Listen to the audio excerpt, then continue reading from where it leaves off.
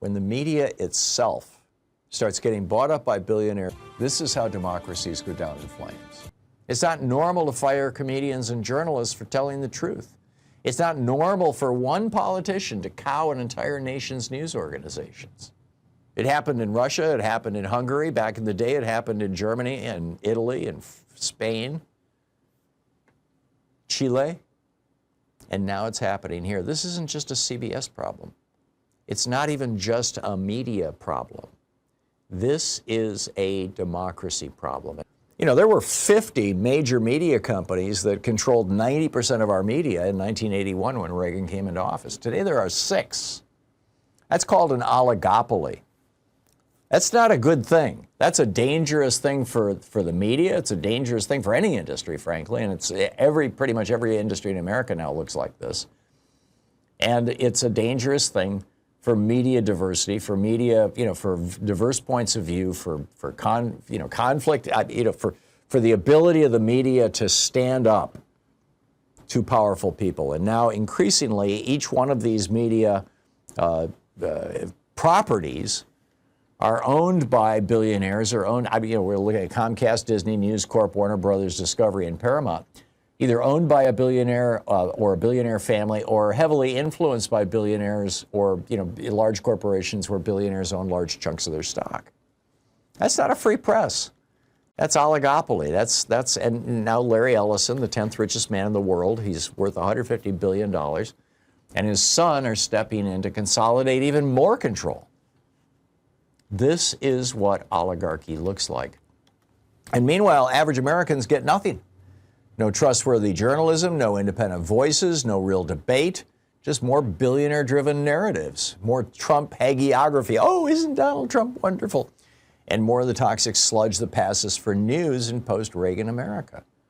I mean, we saw the Telecommunications Act of 1996 that was pushed by the Republicans and signed by Bill Clinton that really allowed for this massive media consolidation. That was the death knell.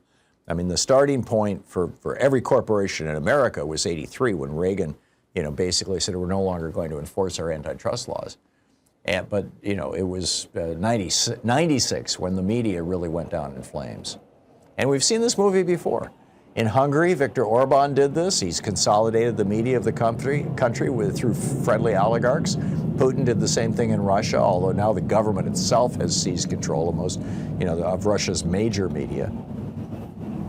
And this isn't about entertainment. This isn't even about profits. It's about power. When the press becomes the property of the morbidly rich and they wield it to defend their interests, as Jefferson and Madison warned us about, democracy becomes their plaything. Trump is running his vengeance campaign, and CBS is bending over and saying, okay, yes, sir, we'll do whatever you want.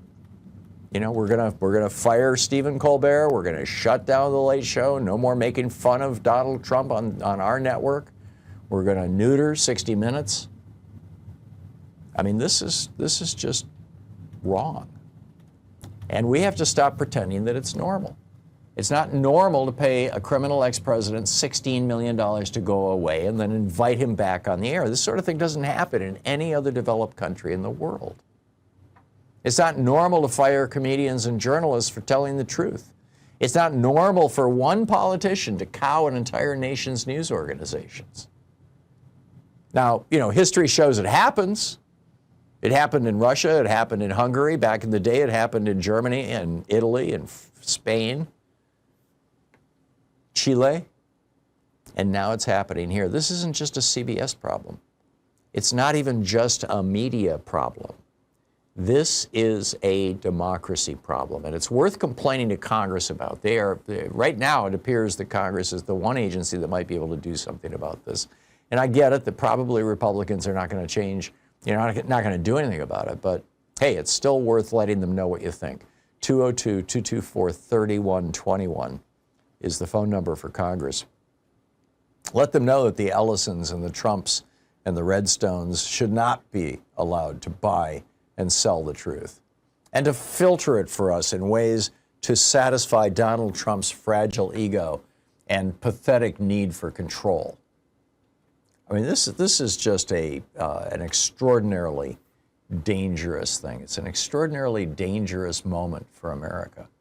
When the media itself starts getting bought up by billionaires who are openly aligned with it. Larry Ellison was, one of the major donors to the Scott campaign out of North Carolina. He's funding super PACs that help out Republicans in big ways. This is just simply not good. It's not healthy. This is how democracies go down in flames, is when their media falls apart.